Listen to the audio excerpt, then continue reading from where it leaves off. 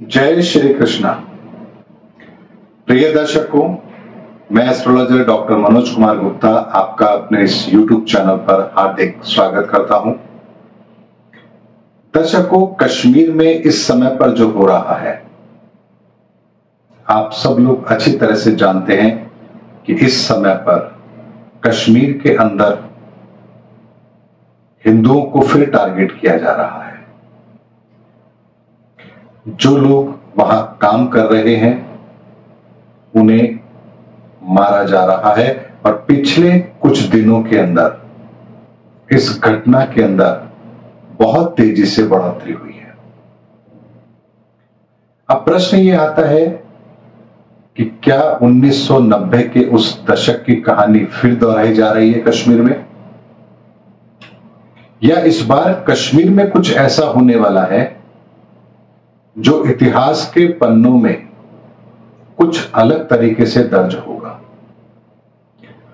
दर्शकों, मैं ये बात 2018 से कहता आ रहा हूं, अपने इस चैनल पे भी मैंने कई बार वो बात दोहराई है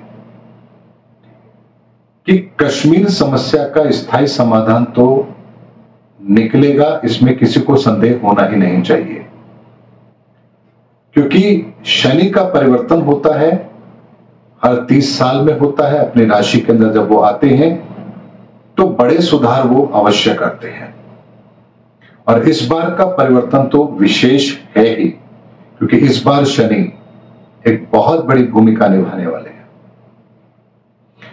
ऐसे में क्या जो अब कश्मीर में हो रहा है, इसका कोई समाधान हो सकता है? आखिर कैसे उन अलगाववादियों को, उन आतंकवादियों को सबक सिखाया जाए? आखिर वो कौन सा तरीका हो सकता है जिससे हम कश्मीर में शांति बहाली कर सकते हैं? एक बात आप लोगों ने अक्सर सुनी होगी कि रोम जल रहा था और नीरो चैन की बंसी बजा रहा था। हमने 1990 के दशक में वो कहावत चरितार्थ होते हुए देखी थी, लेकिन आज 2022 के अंदर क्या फिर कोई विवशता है सरकारों के लिए, जो ऐसी घटनाएं होने के बाद भी कुछ बड़ा कदम उठता हुआ हमें नजर नहीं आ रहा है? आखिर सरकार की मंशा क्या है, या सरकार की दूरदर्शिता क्या है, या इस समस्या का कोई विशेष हल निकाला जा रहा है? इस पर भी दुनिया को और देश को पता चलना भी चाहिए, क्योंकि ये धैर्य रखने का समय नहीं है। ऐसे में दर्शकों, क्या कश्मीर की समस्या का कोई समाधान हो सकता है? क्योंकि कश्मीर की ये समस्या, आप ये मान के चलिए कि वो अलगाववादी, आतंकवादी अपनी लड़ाई हार चुके हैं। अब ये लड़ाई हथियारों की नहीं है, हौसलों की है।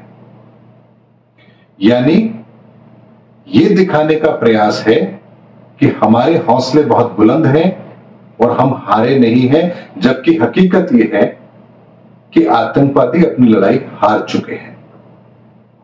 इसीलिए अब जो वो रास्ता अपना रहे हैं निहायती कायरता का है, और अपनी हर सीमा को लांघते हुए निकृष्टता का एक उत्कृष्ट उदाहरण वो लोग दे रहे हैं। लेकिन ऐसे समय में हमें भी उन्हें ईंट का जवाब पत्थर से तो देना ही पड़ेगा, अन्यथा हम उन लोगों के साथ न्याय नहीं कर पाएंगे जो वास्तव में पीड़ित है। तो क्या वहां की सरकार, वहां तो कोई सरकार है नहीं, जम्मू कश्मीर में अभी तो राज्यपाल का शासन है, ऐसे में क्या केंद्र सरकार कुछ कठोर कदम नहीं उठा सकती? ऐसे कदम जो आतंकवादियों के हौसले पस्त करने में बहुत बड़ी भूमिका निभाए, क्योंकि ये लड़ाई हथियारों से ज्यादा अब हौसलों की है। ऐसे में अगर वो एक व्यक्ति को मारते हैं, एक हिंदू को मारते हैं, तो क्या केंद्र सरकार उनके साथ वही व्यवहार ना करें जो वो हिंदुओं के साथ कर रहे हैं। और इसके लिए कोई बहुत ज्यादा कुछ बड़ा करने की आवश्यकता नहीं है। हमें एक समझना पड़ेगा कि शनि की न्याय प्रणाली किस तरह से काम करती है, और वो न्याय प्रणाली हमें यहां पर एप्लीकेबल करने की जरूरत है। फिर देखिए रिजल्ट कैसे निकल करके आते हैं।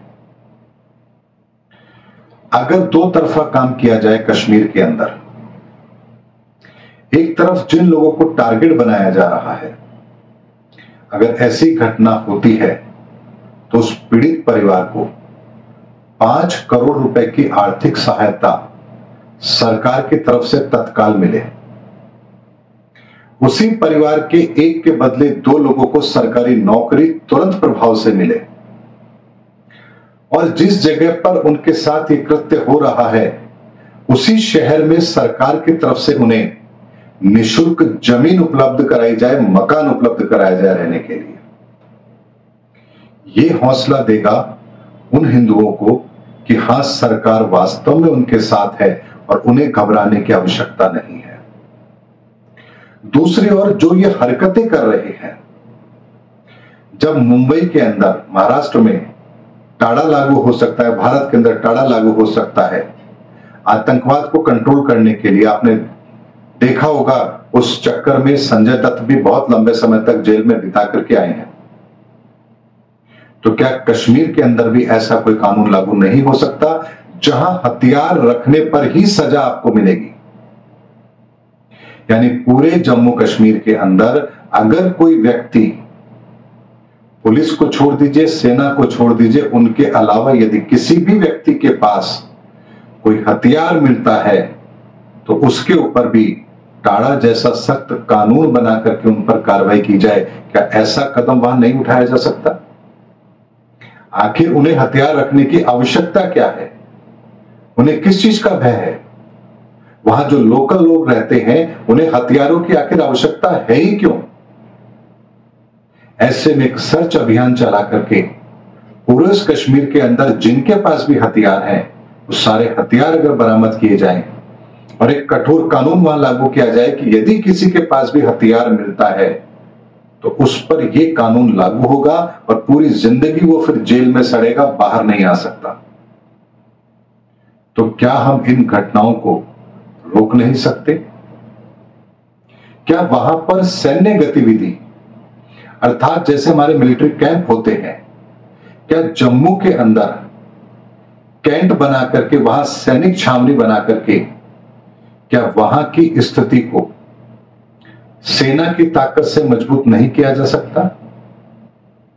ये कुछ चीजें ऐसी हैं जिन पर यदि भारत सरकार दूरदर्शिता से सोच करके निर्णय ले तो हम इस हौसलों की लड़ाई को जरूर जीत सकते हैं, क्योंकि शनि की कार्यप्रणाली से इसी तरह का समाधान निकल कर आता है।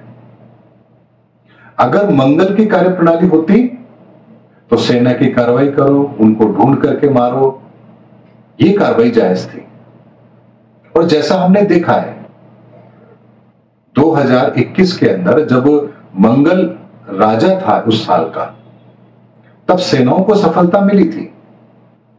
लेकिन इस समय पर शनि की कार्यप्रणाली कुछ अलग तरह की है, और इस कार्यप्रणाली में मंगल की कार्यप्रणाली काम नहीं आएगी बल्कि शनि की कार्यप्रणाली काम आएगी।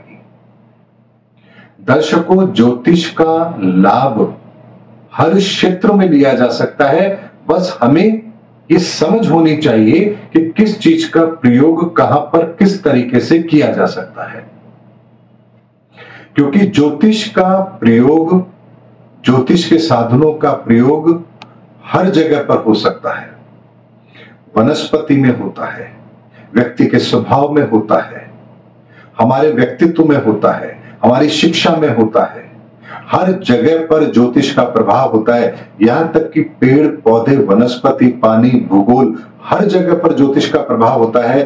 तो फिर क्या इस क्षेत्र में इसका फायदा नहीं लिया जा सकता?